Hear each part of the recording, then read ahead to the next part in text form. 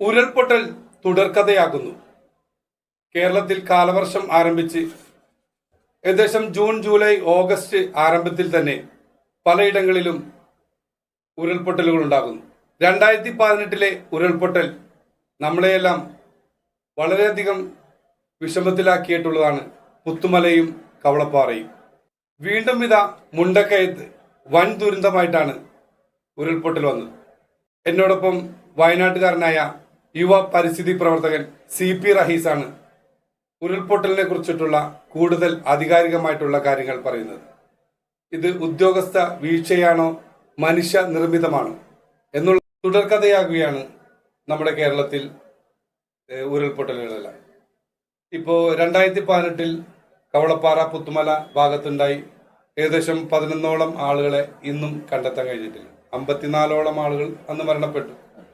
ഇത് ഉദ്യോഗസ്ഥ